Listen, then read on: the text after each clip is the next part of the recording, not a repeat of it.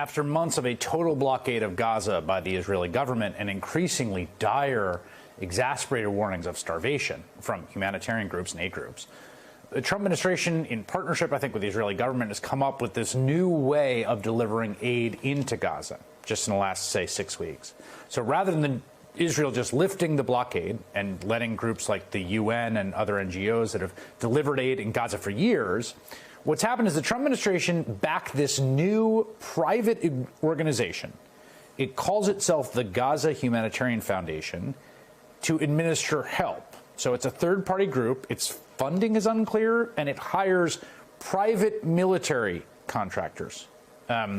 So far, I have to say, you're watching the scenes, it has been one of the most obscene and depraved undertakings that I have ever seen.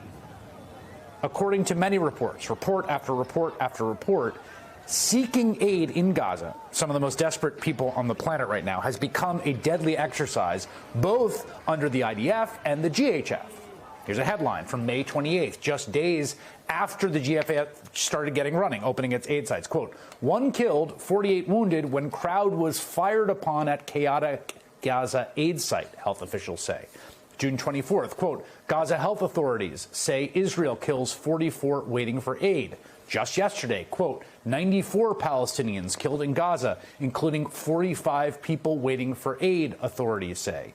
That's just 3 of them. I could keep reading them, but I won't. In total, the UN says more than 600 Palestinians have been killed seeking aid, meaning they line up and they're trying to desperately get food and they get shot at. The overwhelming majority of whom were killed at GHF-run sites. This does not seem to be an effective means of distributing aid. In the past 2 weeks, reporters at Haaretz, the Associated Press, and the BBC have all published investigative pieces on these killings, citing internal whistleblowers who say that both Israeli soldiers and private American GFH contractors have been firing into crowds of hungry Palestinians with live ammunition who had posed no threat. The GHF has now says it has launched an internal investigation. It calls the reporting about its contractors, quote, categorically false. Specifically, GHF says the sound of gunfire at an aid line that can be heard in this video obtained by the AP was actually from the IDF and occurred outside the vicinity. Now, the organization offered no evidence to support that conclusion, but that's what they say. Meanwhile, the Israeli government called the reporting about the IDF soldiers firing into crowds, quote, blood libels. Hani Al-Madoun is the director of philanthropy at the UN Relief and Works Agency, USA. He's also the co-founder of the Gaza Soup Kitchen, which is operated by his family members in Gaza, and he joins me now. Hani, first, because you have expertise in this, I want to just start with the question of, if Israel were to largely lift the blockade and allow, say, food and water and medicine and things to flow in, what would be the kind of normal way? Like, how would an NGO such as yours or others distribute that aid, and have there been problems doing that before? Great, Chris. Thank you for having me. Obviously, I support the work of UNRWA, and it's an organization that's the largest humanitarian actor inside Gaza, the backbone of the humanitarian response. In a perfect world, there is 1,000 aid trucks for UNRWA waiting outside the borders. The Israelis have yet to allow those. Let's assume that these trucks are allowed in at a 500 or 600 truck capacity. Now, these go to the warehouses, and UNRWA staff process them and then start texting families in Gaza, hey, come pick up your food parcel between 4 and 5, come up, pick up your food parcel from this. And this works because UNRWA has 400 distribution sites. These sinister plan with the Gaza Humanitarian Foundation have only 4 sites. And guess what? UNRWA staff don't carry guns. They do not harm any Palestinians. In fact, since October 2023, 15 million patient visits. UNRWA delivered healthcare in Gaza for 15 million people. 0 people have been harmed in this process. The Gaza Humanitarian Foundation has been in existence for about 2 months, and they've been responsible for killing more than 600 Palestinians.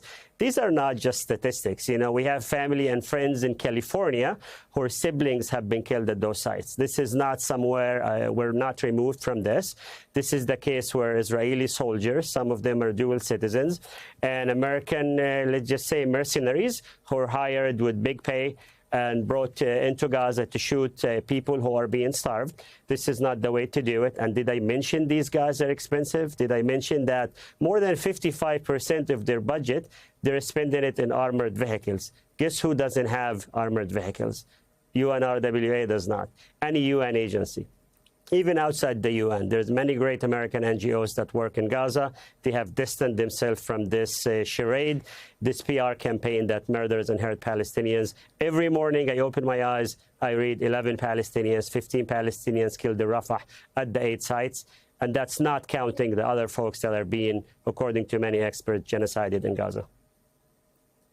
I just want to be clear here that the Gaza Humanitarian Foundation, to what they say is that it's not true what's been said about their private contractors, and that they're there for the benefit, right? I've looked in an interview with the individuals running it, that they're there for the benefit of people there. Again, I want to just restate what their line on this is, what they say they're doing. But to the point you made before, it just seems like it just seems it seems like they're solving a problem that shouldn't exist, in the sense of the sort of chaos and pressure would go away if you just went back to some aid distribution like they had, say, during the ceasefire, right? I mean, like, it's not like this is not something that the groups there couldn't do if they were allowed to, I guess is my question. They have the capacity to do it. Organizations like the Organization of Support, learn more at unrwausa.org. But really, Chris, the issue that they're using food as a weapon. They want to create as much pain possible in Gaza, because if a Palestinian receives their food aid from a UN agency or any other agency, they're not going to feel disrupted to their lives as much. So this is the idea, is to use it as a pressure point, a negotiation tactic. You understand, I'm looking at these conditions, and the first thing the Israelis usually offer, hey, we're going to allow aid in. And this is sad, because families like mine are being starved and denied food. They're trying to find food. You couldn't go. You have to travel to the south and then risk losing your life. And this is not sustainable. This is expensive, and this is immoral. My family, through the Gaza Soup Kitchen, serves soup every day to about soup and water for about 30,000 Palestinians every morning. A family operation. 0 Palestinians have been harmed. Why? Because people trust us, and we deal with desperate people. We do not shoot at people. We're among the community. We're from this community. And that's why organizations with the UN cluster should be allowed to bring in aid.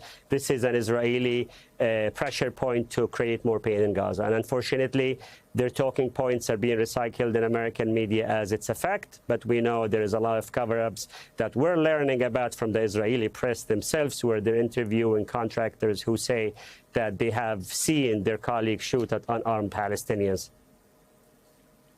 That has been some of the reporting in Haaretz, among others. There is news today, Hamas saying is ready to negotiate a truce proposal. We'll see where that goes. To the point you're making about, aid relief as one of the sort of negotiating principles here. If there were a truce proposal, presumably that aid would flow in, and I think we would, I imagine, see the end of this experiment, as it were. Hani Elmahdoun, thank you for your time tonight. Thank you for having me, Chris.